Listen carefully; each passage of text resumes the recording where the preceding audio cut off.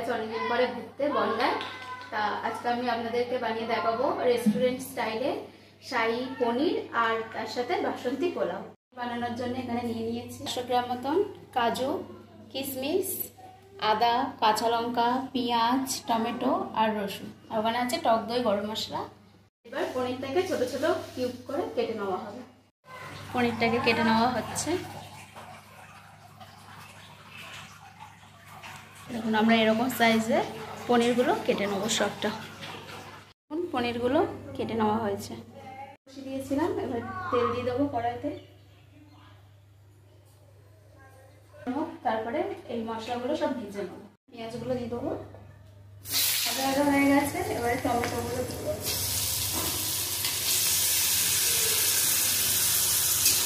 Tomato একটু ভালো ভালো করে নেবো পেঁয়াজের সাথে। হয়ে গেছে, এবারে এই সমস্ত কিছু দিয়ে দেবো, কাজু বাদাম, রসুন, আদা, কাঁচা লঙ্কা, গরম মশলা। এবার এগুলো সব ভালো করে ভাজা ভাজা করে নিয়ে পেস্ট করে আনবো।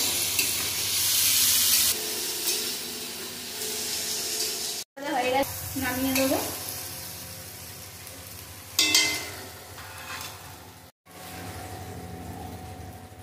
এই ভাজাটা থেকে দারুণ গন্ধ বেরোচ্ছে। এবার এটা মিক্সারে ভরে নিয়ে গিয়ে পেস্ট করে নিয়ে আপনাদেরকে দেখাচ্ছি। মশলাটা তো বেটে নিয়ে চলে এসেছি, আপনাদেরকে দেখাচ্ছি। এদিকে কড়া গরম হতে আবার বসিয়ে দিয়েছি, এই যে পুরো ক্রিমের মতন। আর এবারে কড়াই দিয়ে দেবো ঘি, আপনারা চাইলে বাটারও দিতে পারেন। হয়ে গেছে, এবার এই মশলাটা দিয়ে দেবো। কষাবো, আর এটা কিন্তু অনবরত নাড়তে থাকবেন, কারণ এর মধ্যে কাজু বাদাম দেওয়া আছে, নাহলে নিচে লেগে যাবে। মশলাটার মধ্যে হলুদ গুঁড়ো দিয়ে দেবো। চাইলে আপনারা দিতে পারেন, আমরা লঙ্কা গুঁড়ো দিচ্ছি না, কারণ কাঁচা লঙ্কা বেশি একটু দিয়েছি, তাই জন্য দিচ্ছি না। আর জিরে গুঁড়ো, জিরেটা মশলা করার সময় আমাদের জিরে দিয়ে বেটে নিয়েছিলাম, আপনারা জিরে বেটেও নিতে পারেন বা জিরে গুঁড়োও দিতে পারেন, ধনা গুঁড়োও দিতে পারেন। ধনা গুঁড়োও দিচ্ছি না, আর কাসুরি মেথিও দিতে পারেন। দিয়ে দিচ্ছি পরিমাণ মতো, আপনারা আপনাদের স্বাদ অনুযায়ী নুনটা দিয়ে দেবেন। এবারে আরও ভালো করে এটা কষাবো, তারপরে টক দই ফাটিয়ে দেবো। মশলাটা তো ভালো করে কষিয়ে নিয়েছি, এবারে ফাটানো টক দইটা দিয়ে দেবো। দিয়ে আরও বেশ খানিক্ষণ কষাবো, যতক্ষণ না তেল ছাড়ছে। তেল কষে গেছে খুব সুন্দর, তেলও ছেড়ে দিয়েছে, পুরো ভাজা ভাজা লাগবে হয়ে গেছে। এবারে এর মধ্যে জল দিয়ে দেবো। জল দিয়ে দিলাম।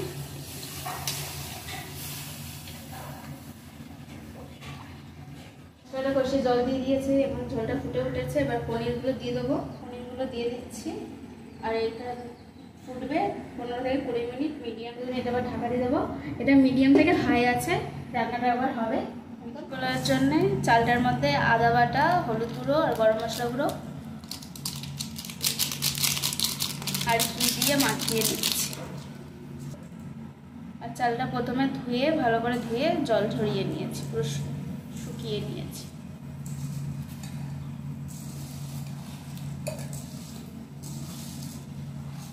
হয়ে এসেছে, এবার নামিয়ে দেবো।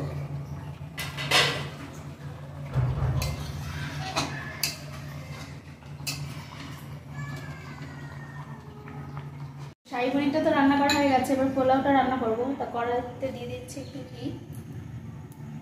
হয়ে গেছে, কিশমিশগুলো একটু ভেজে নেবো। এগুলো ভেজে নিয়েছি, সব তুলে নেবো।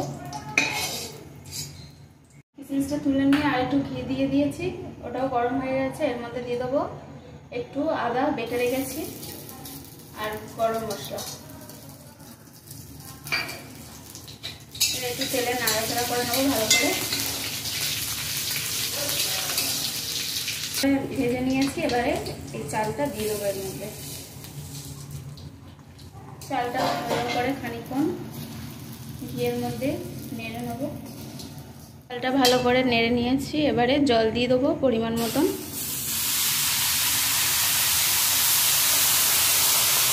দেখুন আরও জল দিয়ে দিচ্ছি।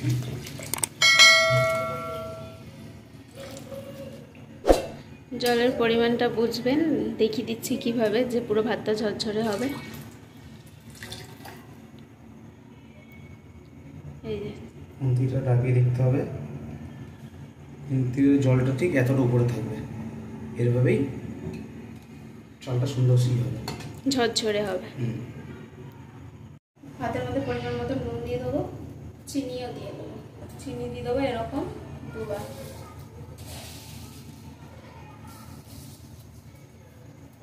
পরে মিশিয়ে দিয়ে ঢাকা দিয়ে দেবো আর মিডিয়াম ফ্লেমে 10 মিনিট থাকবে। দেখুন ভাতটা কি সুন্দর ঝরঝরে হয়ে গেছে। এবার এর মধ্যে কিশমিশ দিয়ে দেওয়া হবে।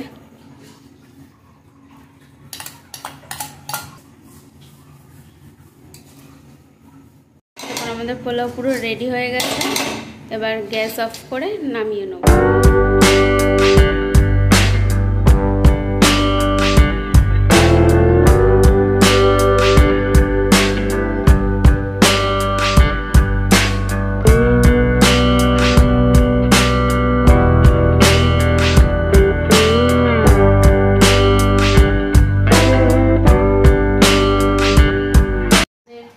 পোলাও আর পনির পুরো রেডি। এবারে আপনাদেরকে খেয়ে দেখাবো।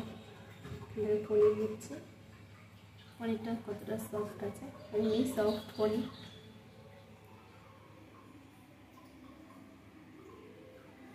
মতো দারুণ হয়েছে। গ্রেভি দিয়ে মেখে খাবো।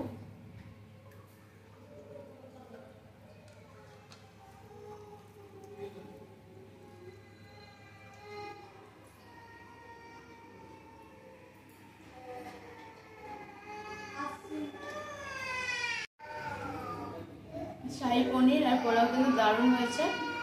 আপনারা অবশ্যই বাড়িতে একবার বানাবেন, খুব সুন্দর টেস্ট হয়েছে। আর ভিডিওটা ভালো লাগলে অবশ্যই লাইক করবেন, কমেন্ট করে জানাবেন। দেখা হচ্ছে আপনাদের সাথে নেক্সট ভিডিওতে। টাটা।